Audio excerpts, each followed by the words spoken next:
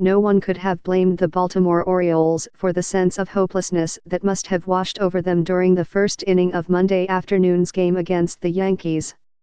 A familiar script was rolled out the moment Didi Gregorius's three-run home run cleared the right field wall, another unforgiving attack by the Yankees against Baltimore's pitchers, another victory in the Bronx, another pinstriped step forward in an unfettered path to October. According to Fangraphs, the Yankees have a 99.9% chance of getting to the postseason and a 98.2% likelihood of winning the American League East. This year's Yankees have the second-best record through 119 games of any Yankee team since 1952, only the '98 edition fared better. Monday's 8-5 victory over the Orioles in the first game of a doubleheader lifted the Yankees to a season-high 37 games over .500 and a remarkable 45-16 mark within the division. Unlike the many clubs engaged in fierce battles for division leads or wild card berths, like the Mets, the Yankees have the luxury of coasting over the final 6 weeks if they so choose. But manager Aaron Boone is still busy, mostly overseeing the various rehab schedules of his several injured players. The prevailing sentiment in the clubhouse remains fierce and forward-directed.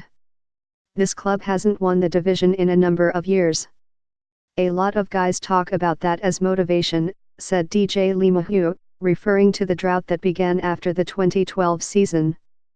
LeMahieu, a heavy-hitting infielder who was with the Colorado Rockies before signing with the Yankees as a free agent last winter, added, "I've been on teams that had to win every game down the stretch just to get to the playoffs.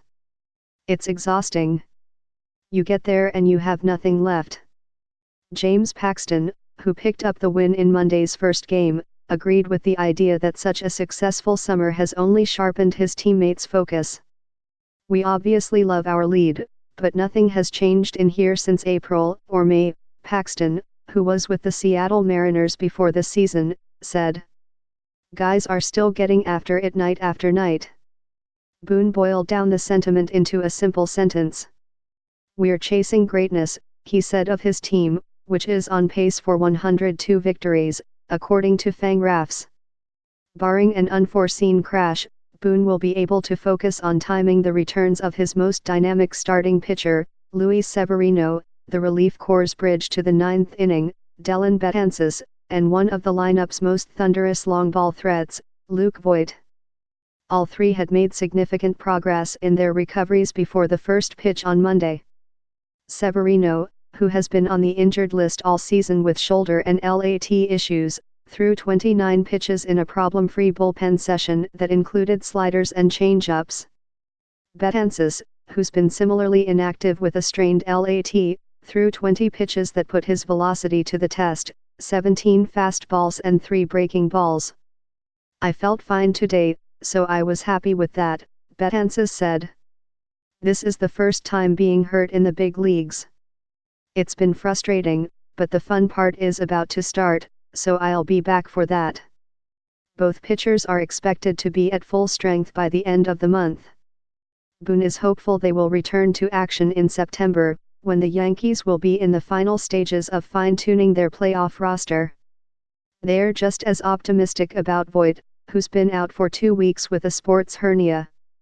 He ran sprints early on Monday and reported that he felt pretty much back to normal. He'll hit on Tuesday for the first time since being injured and could begin rehab games at Class AA within 2 weeks. Despite the long list of injured players, the Yankees have continued to flatten weaker opponents. Monday's wipeout of the Orioles was no exception, as they slugged 4 home runs, including a 461-foot blast by Joe Urshela off Gabriel Ino in the 5th inning. The ball left the ballpark quickly enough that Urshela sheepishly admitted that even he was surprised. "I didn't know I had that," Urshela said.